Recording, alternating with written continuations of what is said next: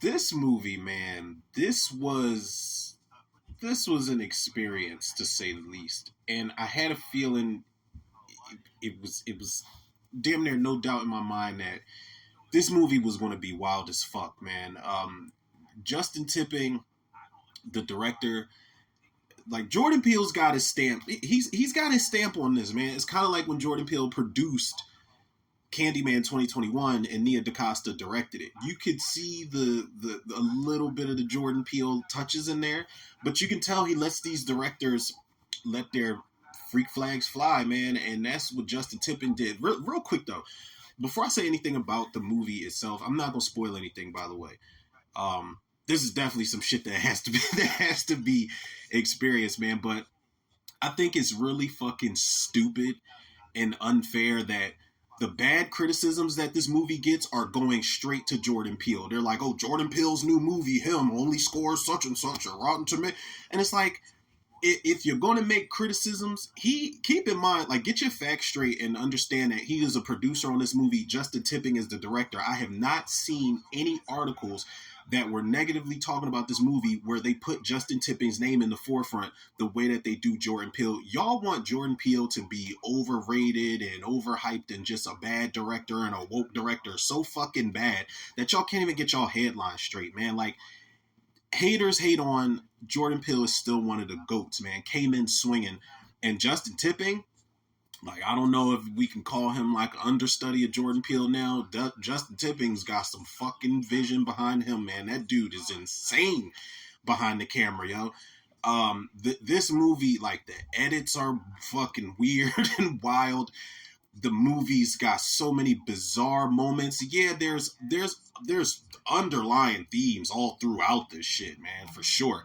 I'm not about to break all that stuff down. This is definitely something that has to get checked out multiple times, in my opinion. But the symbolism's there for sure, man. You know, the elites and the Illuminati, the higher, all that shit is there. All of that shit is present, man. They're not hiding any of that. I feel like if you find secrets that are uncovered underneath that stuff, then yeah, that's a different story. But they're not hiding the fact that, you know, sacrifice is a big theme of this movie, man.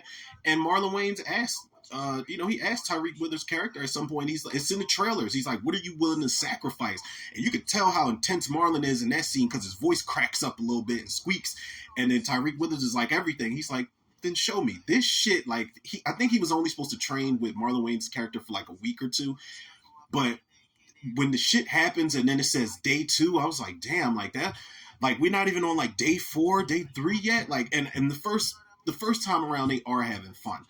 Like, it's kind of fucked up because Tyreek Withers' character, the movie starts with him as a little boy just sitting laser locked on the TV for Marlon Wayans' game. I don't know, I can't remember if it's a championship game or whatever. And you see that Marlon Wayans' character gets an injury that they think should be season ending, but some shit happens where it ain't season ending, and he finds a way to work through it and just become him, the GOAT. But the fucking end, I was not ready. Like 2-3 minutes into this movie, the injury that they show on Marlon Wayans' leg, y'all know how I am about bones sticking out. That's some, for all my basketball fans out there, y'all remember Kevin Ware? When Kevin Ware had probably the most gruesome fucking injury in basketball history. It's Kevin Ware's injury on steroids. And you don't get a whole lot of it, but the moment I saw that I'm like, fuck it. And the crazy thing is, Tyreek Withers, he's a young kid in the first part of the movie, but his dad is a idolizes Marlon Wayans' character. The same way those people out there idolize loud ass engines. But his dad unfortunately passes away, and he wants to make his dad proud by becoming, basically the next, Marlon Wayans' character. I'm mad I can't remember his character. Isaiah White, I believe it is. So you meet the thing with Marlon Wayans in this movie, man. You know this movie is going to go left. You know this movie is going to take a extremely dark turn.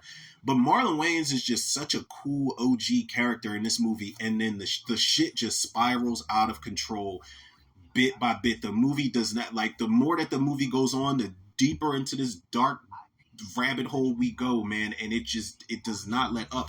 I couldn't figure out who the chick was, the pale looking chick. I'm looking at her. I was like, I know that's not Lady Gaga.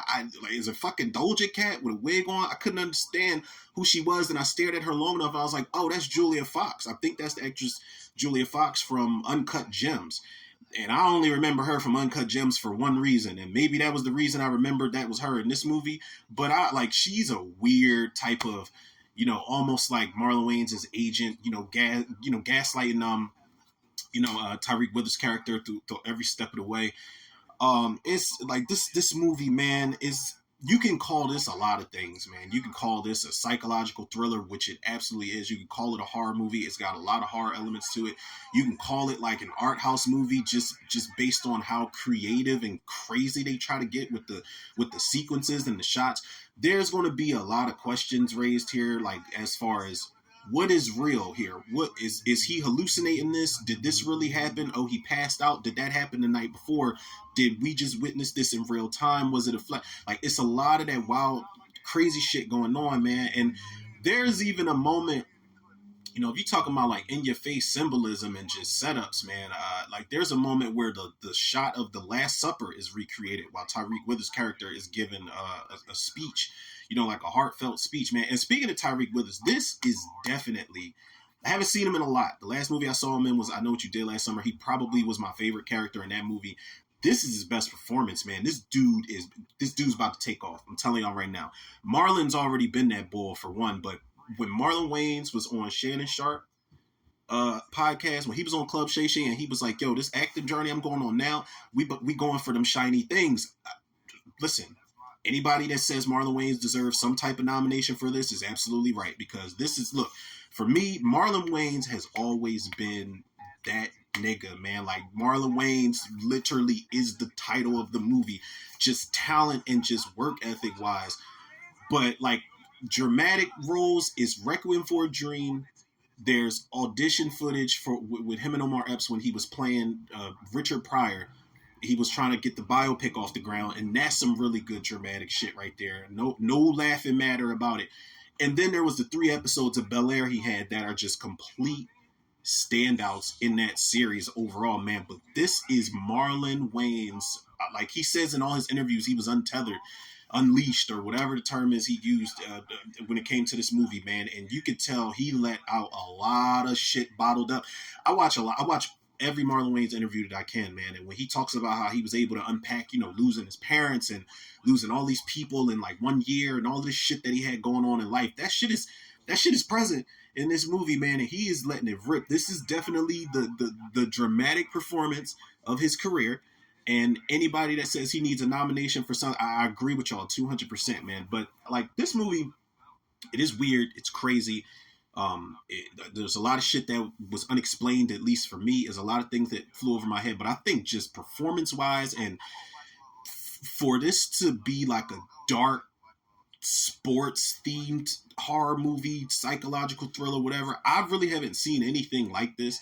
So I'll give it like an 8 out of 10 just for that. But it's got some flaws to it. I think the flaws come from just the shit that is unexplained, or this sometimes it's just too much symbolism. And maybe that's just for me. For somebody that doesn't really, I don't have to have all of that in a movie to be able to enjoy it. But it's just a lot of shit thrown at you, man, from the costume to the set design, from the symbols on the doors. The ending, the third act, almost goes into Cabin in the fucking Woods territory, man. There's a scene with Marlon Wayans and Tyreek Withers having the goat talk, and you find out like a shocking revelation about how Marlon Wayans got to where he got and what Tyreek Withers has to do in order to complete this initiation. Because it is an initiation, man. This shit is ritualistic as fuck. But then after that third act, you get like kind of like a second, third act, and that's when I'm really rooting for Tyreek Withers. I didn't know how it was going to go, but I really ended up rooting for him. That was the black side of him. He's a biracial actor, but that was definitely the black side of him in the last act of that movie, saying, fuck this, I got to get up out of here. I got to get back to my girl, my mom, my brother, my friends, the real friends. Yeah, man, it's crazy. So I give it an 8 out of 10. I definitely say check this shit out, man. This is it's going to be an acquired taste for sure. That's one thing I can say. There's going to be people that really love this movie, and there's going to be people that really hate this movie. I don't know how middle of the road people are going to be with this, but I enjoyed it even with all the weird, crazy shit that it gave me.